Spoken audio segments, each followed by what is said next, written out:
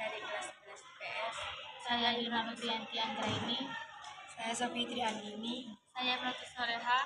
Kami di sini akan mempresentasikan sejarah candi yang ada di Trawulan. Pelajaran di Mojokerto mengunjungi tempat sejarah Museum Trawulan, Candi Bajang Ratu, sejarah Candi Tikus, dan sejarah Candi Brahu. Sejarah Museum Trawulan berkaitan erat dengan sejarah situs arkeologi Trawulan. Reruntuhan kota kuno di Trawulan ditemukan pada abad ke-19. Sir Thomas Stamford Raffles, Gubernur Jenderal Jawa antara tahun 1811 sampai tahun 1816, melaporkan keberadaan reruntuhan candi yang tersebar pada kawasan seluas beberapa mil. Saat itu kawasan ini tumbuhi hutan jati yang lebat sehingga tidak memungkinkan untuk melakukan survei yang lebih terperinci. Keperluan mendesak untuk mencegah penjarahan dan pencurian artefak dari situs Trawulan adalah alasan utama dibangunnya semacam gudang menyimpan sederhana yang akhirnya berkembang menjadi Museum Trawulan. Museum ini didirikan oleh Henry Kleine Pons, seorang arsitek Belanda sekaligus seorang arkeologi, serta berkat peran Bupati Mojokerto, Kanjeng Adipati Aryo Kromojojo Adinegoro. Museum baru secara resmi dibuka pada tahun 1947. Bangunan museum ini mencangkup lahan seluas 57.625 meter persegi. Bangunan ini menampung koleksi Museum Trawulan lama serta berbagai arca batu yang sebelumnya disimpan di Museum Mojokerto. Pembangunan museum baru telah diajukan di kawasan ini dan lokasi ini telah diusulkan untuk menjadi kawasan arisan UNESCO.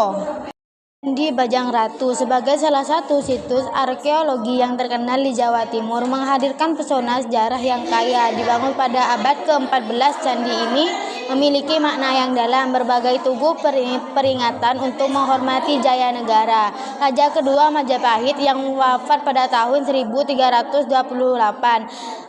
Candi Bajang Ratu kemungkinan digunakan sebagai lokasi upacara keagamaan atau berbagai tempat peristirahatan bagi kalangan kerajaan atau bangsawan pada masa itu. Disebabkan bentuknya yang menyerupai sebuah gapura, diyakini bahwa bangunan ini berfungsi sebagai gerbang untuk memasuki kompleks makam para raja. Walaupun candi ini memiliki dimensi yang terbilang kecil, keistimewaan arsitekturnya yang unik dan berbeda dari candi-candi di Jawa menjadi daya tarik tersendiri. Keunikan ini mampu menarik perhatian pengunjung dan menambah pesona serta keindahan warisan budaya di Indonesia. Sejarah Candi Tikus. Candi Tikus sempat terkubur pada tanah lalu ditemukan kembali pada 1914. Penggalian dilakukan berdasarkan laporan Bupati Mojokerto RAA Kromojoyo Adinegoro tentang ditemukannya miniatur candi di pekuburan rakyat. Pemugaran secara menyeluruh dilakukan pada 1984 sampai 1985. Nama tikus hanya sebutan yang digunakan masyarakat setempat konon. Tempat candi tersebut ditemukan merupakan sarang tikus. Diperkirakan candi ini dibangun antara abad ke-13 sampai ke-14. Miniatur menara merupakan ciri arsitekturnya pada masa itu. Soal kapan dan siapa yang membangun candi itu belum ada informasi tertulis.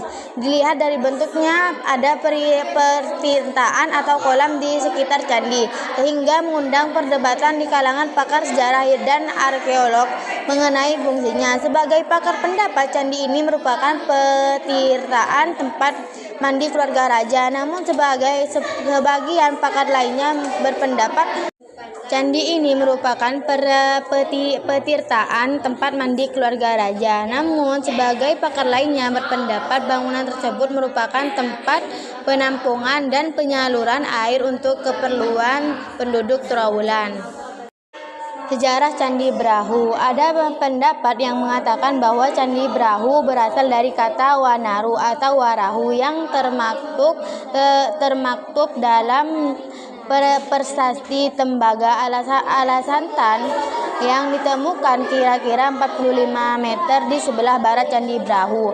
Prasasti tersebut dibuat pada tahun 861 Saka atau 9 September 939 Masehi atas perintah Raja MPU Sindo dari Kehuripan. Atas dasar ini, sejarah Candi Brahu disebut lebih tua dari Kerajaan Majapahit. Diketahui Kerajaan Majapahit didirikan pada tahun 1293 oleh Raden Wijaya.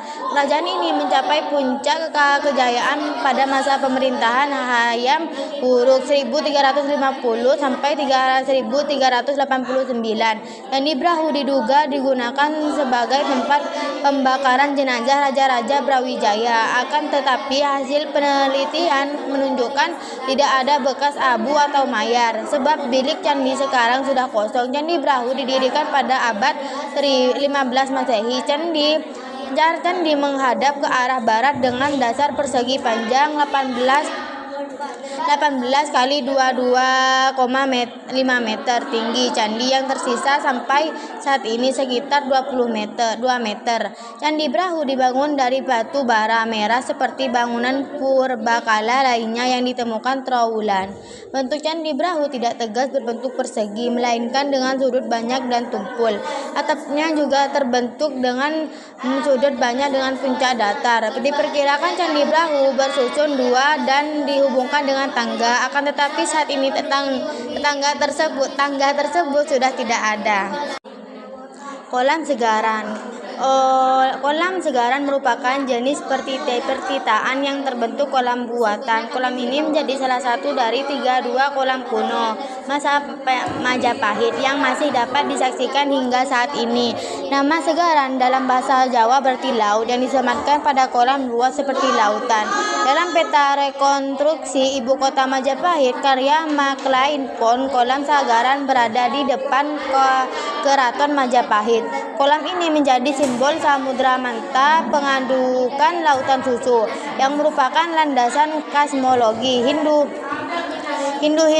Buddha yang terkenal di Asia Selatan hingga Asia Tenggara. Konsep pembangunan ibu kota yang berlandaskan filsafat Samudra Mantana ditemukan juga pada reruntuhnya ibu kota Angkor di Kamboja.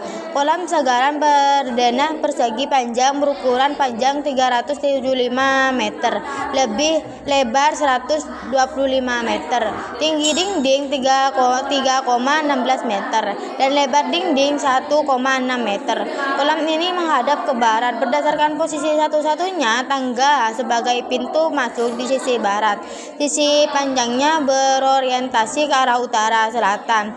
Dengan azimut 5, kolam memiliki luas 6 hektar dan mampu menampung air maksimal 125